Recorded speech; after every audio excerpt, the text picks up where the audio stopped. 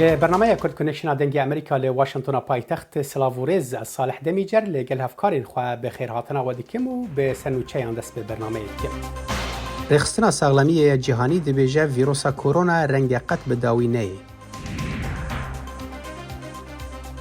راپرسینک دیار دیگه که 61 صدیش خلکی ترکیه به صدام کرونای کارین خوش دستانه. لی کامپا هوله بر پرسین کردین سوریه پیوانین ریگرتن آل کرونای دانینه لی گازنا نبون آلیکاریان دکن.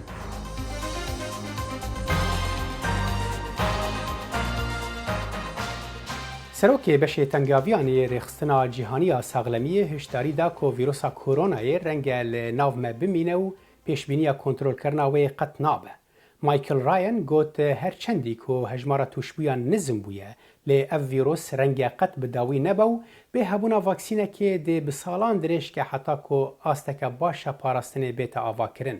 وی گوت گرینگه اف مجار لسر ماسه بمینه و آنی زمان که نخوشین بره وک ایدزه دناوا جواکین مدا هر مانو تنه نبون تنه هبونا درمانان هشت که انبوان را جیان بکن. رایان گرینگیه که تایبت دا چیکرنا واکسینه که چالاکو پیدا کرنا ویج بو سرانسری خلکین جیهانی و ویکیجی لگوروی پیوستی به کارکی بردوامو به راوستان هیه. به بلاونا ویروسا کرونا را هجمارا و گوهستن و چاندنا اندامین لاش گلکی نزم بویه. لی امریکا به رژه 51 صدی و لفرانسا جی 91 صدی دا کتیه. اف جی پرسگیره که لدور وان اندامین زندی در دخه پیش لگور شارزا و پزیشکان. دگل بلابونا ویروسا کرونا هجمارا نشترگریین چاندنا اندامین لش مروفان لامریکا و فرانسا کم دبن.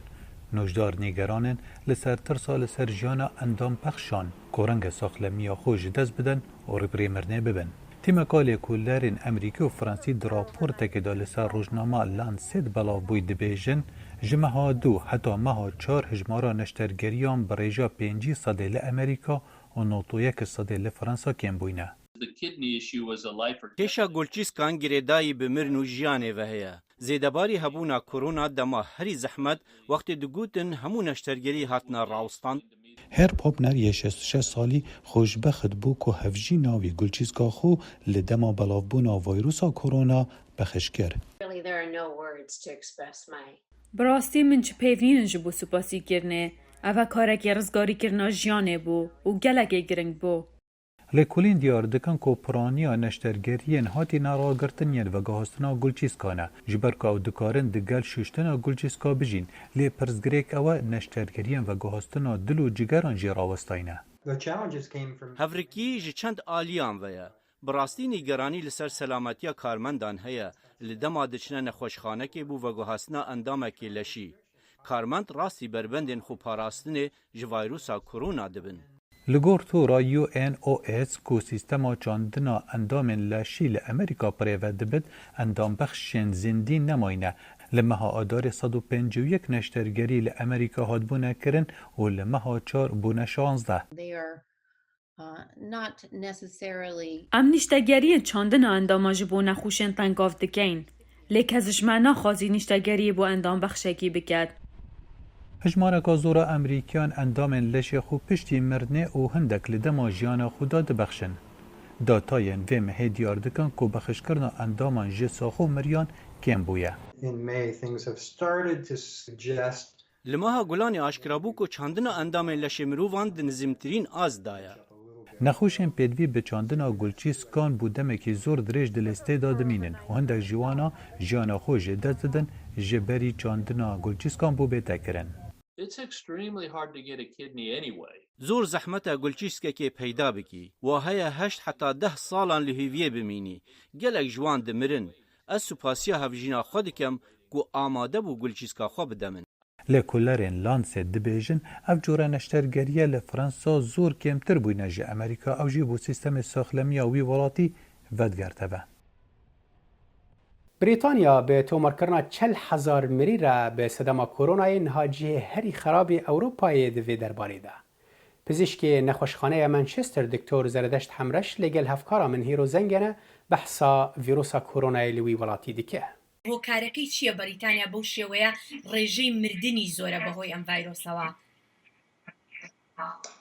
بەڵێ پێشەکی زۆر سوپاستانەکەم بۆ بانکردن بۆ ئەم بەرنامەیە و سڵاوم بۆ میوانەکان. لە ڕاستیە ئەم ڤایرۆسە خۆی شتێکی تازەیە و معلوماتێکی زۆر نییە لەسەری کە بۆچی ئاواهی لە بەعزێ شوێنە زۆر بە خراپی بڵاو ئەبێتەوە و زۆر کەس توش ئەکات. تا ئێستا معلوماتێکی وانە، بەڵام یعنی بەعزێ بۆچوون هەیە کە ئێستا حالیان خەریکن ئیشی لەسەر ئەکەن. یەکێ لەوانە تقریبی 2 هەفتە پێش ئێستا وتیان ئەم ڤایرۆسە تقریبی 33 جار میوتیشنی کردوواتە خۆی گۆڕیوە. ئەم خۆ گۆڕینەش بە خۆی گۆڕیوە بەعزێ جار بەرەو زەعیفی ئەڕوا، بەعزێ جار بەرەو بەقووەتی ئەڕوا ڤایرۆسەکە. جا یەکێک لەو سترینانەی کە یاوێتی لە باشووری ئەوروپا و بەریتانیا و هەتا باکووری ئەمریکاش یەکێکە لەو جۆرە کوشندەکەی کە زۆر سەریع بڵاو بێتەوانێ و زۆریش ئەبێتە هۆی مردن ئەوانەی کە تووشی ئەبن. ئەمە یەکێکە لە کەواتە تۆ پێت وایە یعنی شێوازی ڤایرۆسەکە لە وڵاتێکەوە بۆ وڵاتێکی تر یا لە ناوچەیەکەوە بۆ ناوچەیەکی تر جیاوازە؟ حالیان ئیسا بۆچوونێکەیە بەڵێ چکە ئەڵێن 33 جار ئەم ڤایرۆسە گۆڕاکاری بەسەرا هاتووە کە سەیریان کردووە. لەبەرەوە تەسەوور ئەکرێن نەوعی ڤایرۆسەکە هۆکار بێ. ئەوە یەکێکە لە لێکانەوەکان کە داناو بۆ احتیمالێتەکان، بەڵام هۆکاری تریش هەیە بۆ نمونە جێنەتیک بۆ ماوەیی، چونکە هەست ئەکەن لە بەعزێک شوێنە زۆر خراپ یعنی بڵاو ئەبێتەوانێ و خەڵک زۆر ئەکوژێ. بۆ نمونە ئێستا لە بەریتانیا ئەوانەی کە دەرکەوتووە زۆرترین ڕێژەی کە ئەوانەیان کوژێت ئاسیاویەکانن وەکو هندی و پاکستانی و ڕەشپێستەکان، مقارنەتەن طبعاً بە ژمارەی ئەوان لەم وڵاتەیە سەیریان کردو ئەمانە زۆر بە خراپی تووشی ئەبن. ئەمە طبعاً بە یەکێکە بێ لە هۆکارەکان و حالیان دەستیان کردو بە دراستێکی زۆر بۆ ئەمە و زانکۆی ئەدنبەرە دەستیان کردو بە ریسێرچێکی زۆر گەورە تقریباً زیاد لە 20,000 کەس بەشداریان تێدا کردووە بۆ ئەوەی خوێنیان لێ وەرەگرن بزانن ئەمانەی کە توش بوون، ئەوانەی کە لە داخڵی ئینتێنسیڤ کەرینت بوون لەگەڵ بەعزێکی هەر ئەسڵەن هیچ نیشانەیەکیان بزانن هۆکار چیە. باشە دکتۆر، ئاستی پشکنینەکان چۆنە لە بەریتانیا؟ چونکە وەکو یەکێک لە بۆچوونەکانیش ئەوەیە کە تا پشکنینەکان زیاتر بێ با بڵێن ڕێژەی بڵاوبوونەوە کەمتر ئەبێتەوە، چونکە دەری ئەخەن کە کوێ ڤایرۆسەکەی هەیە و کوێنیەتی. ئەوە زۆر ڕاستە. لە بیدایەتا کە دەستی پێ کرد ڕێژەی فەحسکردن تێستکردن لە بەریتانیا تۆزێ کەم بوو، بەڵام وردەوردە ئەمە زیای کرد. ئێستا پێشەوەی ڕۆژی 100,000 تێست دەکەن و هەجدانێکی بدۆزنەوانەیە ئەوانەی کە بەرکەوتیان هەبوو لەگەڵ ئەو نەخۆشان ئەوانەش تێست دەکەن. سیستەمی تەندروستی بەریتانیا تا چەندێک ئامادەیە بۆ شیانی ئەوەی کە ئەڵێن لەوانەیە لە ماوەی چەند مانگی داهاتووە خولی دووەمی ئەم ڤایرۆسە دەست پێ بکاتەوە؟ بەڵێ طبعاً خەستەخانەکان و NHS بریتانیا ئامادەیە و خۆشیان ئامادە ئەکەن و حالیان ئەو عیلاجانەی کە ئەژیرێت هەمووی بە شێوەی بەحسەی لێت و تەجریبی ئەیکەن بزانن ئایا کامە ناجح هەبێ بۆی ئەگەر وەیڤی دووەم شەپۆلی دووەم دەستی پێکردەوە لە پاییزا ئەمان بتوان گەشت بێتنە عیلاجێک. و هەروەها ئێستا خەریکی دۆزینەوەی پێکوتن بۆ ئەم نەخۆشیە بەشم لە مانگی 9 حاصل بێت و بتوانن بیەن، چکەوێت تەنیا ڕێگایە بۆ عیلاج ئەم نەخۆشی.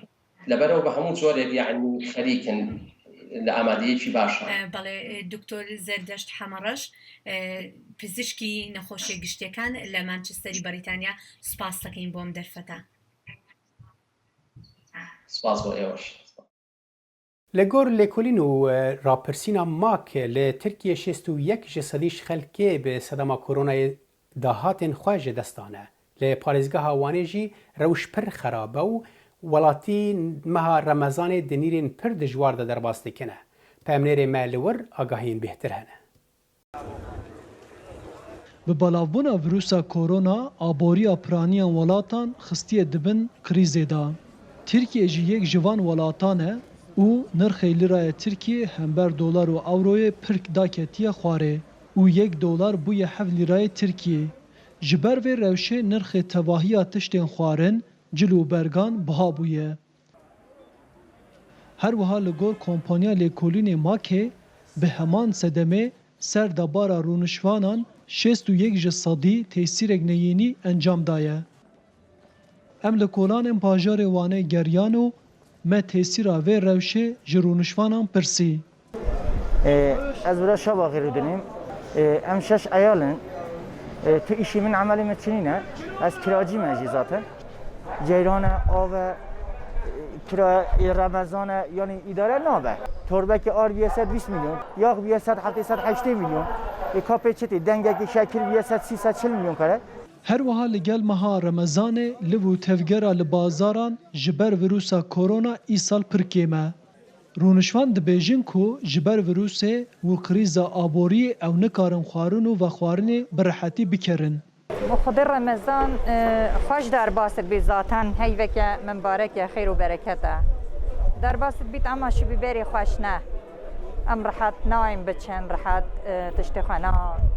Yani sıkıntı şûl çûnîne, pare çûnîne, hem ji ber koronayê em neşên rehet bên biçin. Li gor kompanya lêkolînê Makê ji ber belavbûna vîrusê li tevahiya Tirkiye 36 sadî kes bêkar mane. Şahabettin Demirtaş'ın jî yek ji wan kesaye û ew niha di meha Remezanê da nikare pêdiviyên malbata xwe bi cih bîne. Ez inşaatçı bûm. Mesela min taşronî dike, min merve daşolê. Niha çevre min temam qeyb bû. Kesekî şola min jî tune. Her Remezanekî mesela min 2 milyar nîv min mesela mala xwe çê dikir, 4 törtük zarî min ev dikirî. Vallahi bira me hê goştê sor nekiriye. Kilawî 50 milyon. Xwedê bira em diçe mirîşka dikirin. Kilo mirîşka jî 15 milyon.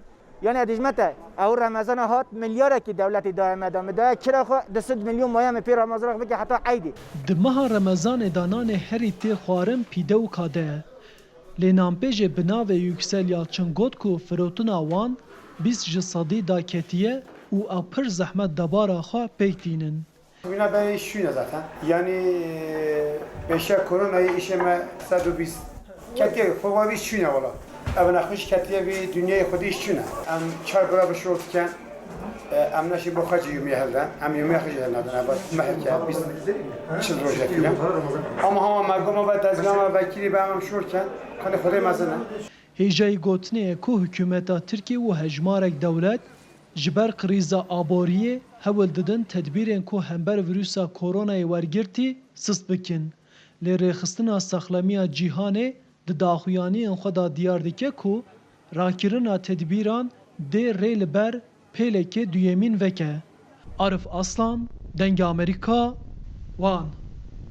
Li Iraqê mizgeft û xwaringeh careke din hatine vekirin piştî sepandina pîvanên rêgirtina li koronayê ji aliyê desthilatdaran ve ku ziyaneke aboriya berbiçav gihand kertakaran li ser gelek hastan. دانیشتوان لە شاری سلێمانە دەڵێن ژیان لە هەرمی کوردستان وردە وردە دەگەڕێتەوە سەر دۆخی ئاسایی لە دەمێکدا مزگەوتەکان و چێشخانەکان دوای چەندین حەوت و داخران سەر لە نوێ دەکرێنەوە. لەوە تا دووشەمەوە خەڵک ڕێگەیان پێدراوە پێکەوە لە مزگەوتی گەورەی سلێمانێ نوێژ بکەن کە دەبێت یەکەم جار لە وەتامانجی ڕەمەزان دەستی پێکردووە ئەو مزگەوتە بکرێتەوە. مزگەوتەکان بەهۆی ڤایرۆسی کۆرۆناوە بۆ 3 مانگ داخران. سوپاس بخوا ئەمڕۆ مزگەوتەکان بە تایبەتی مزگەوتی گەورەی سلێمانی کراوەتەوە. ئێمە ئێستا لە پشتسەری پێشنوێژەوە نوێژ دەکەین. نزامان دەکرد و بۆ 1 مەتر مەودامان هەبوو. سوپاس بخوا. خاوەنی ڕێستۆرانێک لەم شارە دەڵێت چێشخانەکان لە ژێر چاودێری وەزارەتی تەندروستی کراونەوە کە هەروەها لە شارەکەدا سەرپەرستی دۆخەکە دەکەن.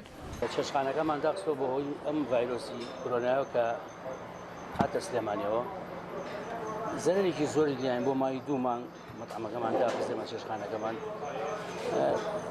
بە نیسبەت حکوومەتیشەوە تا ئێستا هیچ تعویزێکی بۆ نایێنێتەوە. ئەو شاگردەکانمان تقریباً 16 کەس لێرایی شاگرد هەموو ستانی فەقیر دەمامکان بەدەمایە و دەستیشان لە دەست هەیە سەدگەیان لەبەر هەیە. کاربەدەستانی کورد هەر پێشتر مانگی ڕابردوو بەربەستەکانیان کەم کردبوونەوە و ڕێگەیاندا خەڵک کار و کێشەکانی سەرەکی دەست پێ بکەنەوە.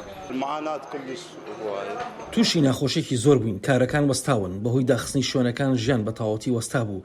ئێستاش سوپاس بخوا حکوومەتی هەرێمی کوردستان بڕیاری لابردنی قەدەغەی هاتوچۆی داوە ژیان ئاسایی بۆتەوە.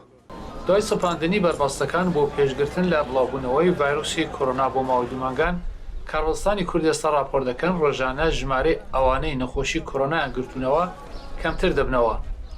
هەتا ڕۆژی سێشەممە حکوومەتی هەرێم راپۆرتی کرد لە وەتایەکی مانگی 3 ساڵ 391 کەس تووشی نەخۆشی کۆرۆنا بوونە کە 5 کەسیان تا ئێستا گیانیان لەدەستداون. لی کامپا هۆلەیا ڕۆژهەڵاتی سووریێ بەرپرسن ڕێڤەبریە خۆسەرا کوردین سووریێ هەن پیڤانên rêgirtina li belavbûna vîrusa koronayê danîne li cihê ku bi hezaran malbatên çekdarên Daişê û herwiha bêşûnwarbûyên Sûrî û penaberên Iraqî lê dimînin. Lê berpirs gazinan dikin ku wan ti alîkarî ji civaka navnetewî wernegirtine. Pemnêrê me li Qamişlo agahiyên bêhtir hene. پشتی بلاوبونا کورونایê li cîhanê metirsiyên belavbûna wê li Bakurê Sûriyê zêde bûye. Nixwasim got hundirê Sûriyê de li deverên jêr kontrola rejîma Sûrî de belav bûye. Li kampên Bakurê Sûriyayê jî metirsiya belavbûnê heye. Li kampa Holê rêveberiya wê dibêje got wan tedbîrên parastina ji vîrusa korona girtine mîna qedexekirina tevgerê û kombûnê.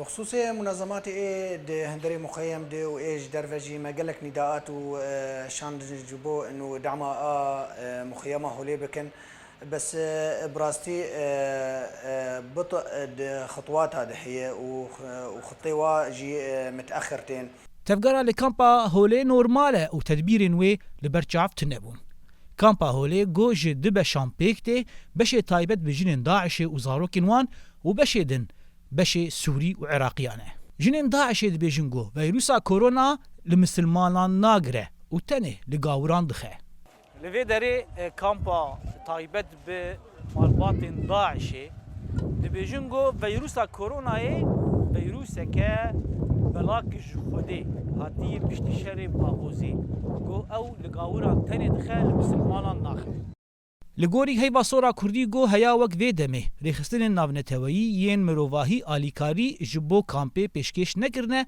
لی درفت خونی خسر بکارتینن دا کو جه کی جدا آماده بکن جبو کسیم بگومان كمايك دعم درمان ودعم نقطة إسعافي جمع الفر مخيم تاني دي نقطة إسعافي هنا نقطة إسعاف فر نقطة هي باسور في زا أول ونقطة هي باسور في زا شارع وكيد نقطة إسعافي مركزي إسعافي تاني هندري مخيم دعم درمانه وانجي قال لك كيم اف مشروع انا بيمكن مشروع عزل هندري مخيم عزل دعم منظماتها بحيانا بطء قال لك تذهب لباكوري سوريا نزيكي ده كامب هنا دروشا بلافبونا فيروسا كورونا ده مترسيا بلافبونا وي لكامبانجي نزيك دوبه وزيده دوبه نخاصم جو وتيرا تدبيرن باراستنا ج فيروسا كورونا ناكه زانا عمر دنگي امريكا كامبا هولي جه مهابوریوا آلیین سیاسیین کردین سوری و به تایبەتی پەیەدێ و ئەنەکەسێ کۆمبوونان دکنە ji بۆ گەهێشتنا ڕێکەفتنێکێ بەهەورە و شاندیە وەزارەتە دەرڤەیە ئەمریکا ویلیام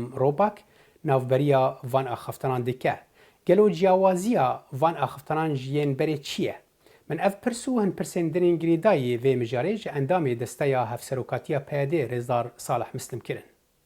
براستی هەوڵدانێ مەش بۆ یەکریزیە کوردان ji roja ku yani peyedê hatî damezrandina û hetanîriyê roj ev qut nebûne di her firsetê de di her demê de me dixwast ku tim hevrizî Kurdan hevê bi hev re hebin hereket hebin yani ji serhildana Qamişlo ji 2004 de hetana tim hewildanê me hebûn ti caran ji ev qut nebûne لە مەخابن سەدەم نە دەستمەدانە یانجی دەربایی ئیرادێ مەنەتە نێریتم بۆ تشتانە پێخەم دەکردن نەرگیشتم کارە سێری بەلکی نا دەمێک و ناچێ بووی و ڕەوشێک و تێرە دەربەسووی تایبەتیژی پشتی بێ ئالوژێ بسووری نە ساڵان درێژ کرێ نا دەرفەتمە باشتر هەنە یانێ دۆستێ مە دژمنێ مە گەلێکی پر زلال آشکار بونه گلی کرد اکو هبونه گلی کرد خوازون پر زلال بونه و هیزن نه کردی جی گله کی زلال بوده لپیشوانا کو کی دوسته کی دجمنه و گرینگی یک ریزی کردان جی yani خواسته که عجیب باشه مامستا یعنی افتشتن درستن وقت گوت و داخواز خلکی کردن سر عرضه گشتین جی لید داوی وی سیاسی ده یعنی هم دزانن که داوی هنک ناکوکین سیاسی ده نوینا وده هنه آنها هون با واکی راست راست هون چه جه کسی خوازن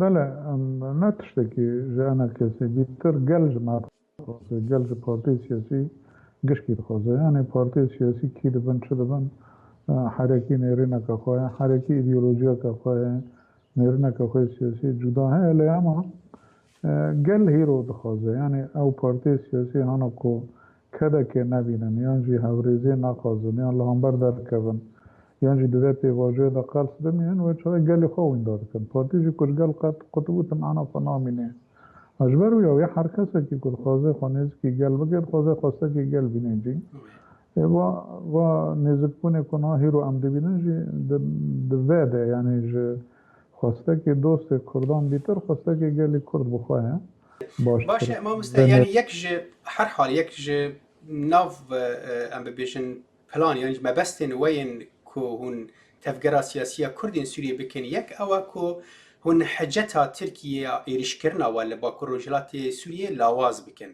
اف یک ام دزانی کو دیار دوان دم داویدا ترکیه جی هنکی نرازی بونا خواج و وان نزیک وان آخافتنان آنی زمان دوی درباره دا گلو یعنی آرمان جوا یانجی مبستا امریکیان جی ده عینی چارچوه ده یا وان جواز دوی درباره ده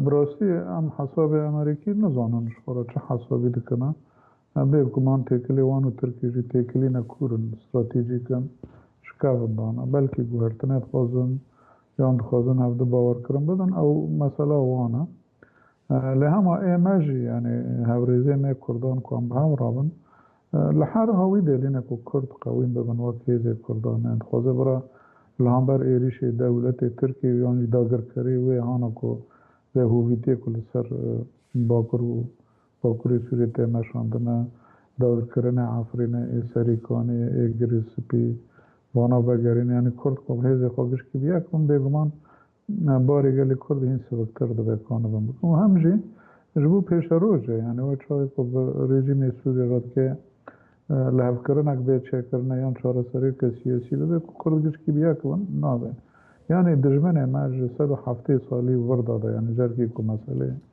دولتان و هیزان در کدی تنج بارشبون کردان فایده کریه ایشتی که هنک کردان لدجی هنک دین بخوتینه ام دبیجن با پیواجه کارگو ام کرد لدجی اول بین خبتاندن گرگه باید نمینه ام بخوا هوریزه مهبه خواستکی مهبه گوتن مهبه سرکوزیر نوی عراق سوزدایه که هلبجارتنین پیش وقت لعراق لدارخه لگلک پرس لدور وان هلبجارتنان هنه گلو روشانهای عراقی رید ده هلبجارتنین آزاد و دادمند سروک تورا شمس لعراق هوگرچتو لگل هفکاری من بلین صالح بحثاوه پرسه و هن پرسن دنین گریدای روشا عراقی دکه كاكوغر وكو جنابي شداغداري مصطفى كاظمي سرگوزيري نوي عراق بيماني هالبجاردني بيش وقت دادا برسياري كمم اويا هالبجاردني بيش وقت لعراق دا دكري يانا بێشک وەکو بەڵێنی داوایە بەڵام ئەگەر ئیرادە هەبێ ئیمکانێتی هەڵبژاردن بکرێ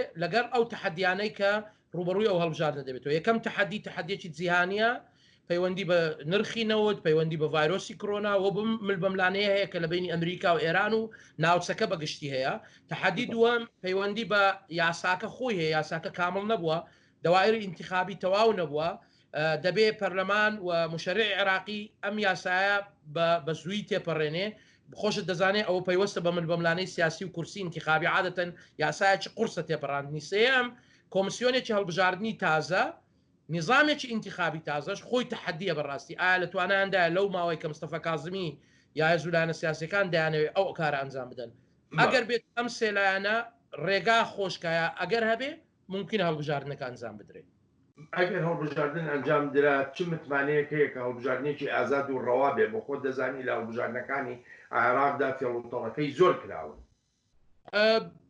هیچ گرنتیەک نییە لە بۆ ئەوە لەبەرەوەی پاک و بێگەردی هەڵبژاردن مەڕوونە بە دوو کایەی ڕئیسی کایە یەکەمیان پارت و لایەنە سیاسیەکانە ئەو کارێکتەرە سیاسیانن کە بەداخەوە هیچ مؤشرێک نییە ئەوانە گۆڕابن و تەنها مل بدەنە سندوقی هەڵبژاردن و بە پێی یاسا ئیش بکەن چکەوە ئیسپات بۆ لە ڕابردوو بە یاسا و بە یاسا دایانەوە کورسی بەدەستبێنن فاکتەری دووەم ئەو دامەزراوەیە کە سەرپەرشتی هەڵبژاردن دەکا طبعاً جەنابەت دەزانی ئەو دامەزراوەیە لەگەڵ ئەوەی ئێستا هەمویان دادوەرن و با بڵێین دەسەڵاتی دادوەری ڕۆلی لە اختیاریان هەبووە بەڵام لە بیرمان نەچێ ئەوانەش بەپێی وەلا و ئینتیمای حیزبی و مکەوینات دانراون و هێشتا زووە تەقیمی ئەدایان بکەن هێشتا زووە تەقیمی ئەدایان بکەین بڵێن ئەوانە دەتوانن ڕۆڵی گەوریان هەبێ لە پاک و بێگەردی یا ئازادی ئەو هەڵبژاردنە یا ڕەوایی ئەو هەڵبژاردنەی کە لە ئایندە دێتە دی دەبێت لە دوایی بیبینین.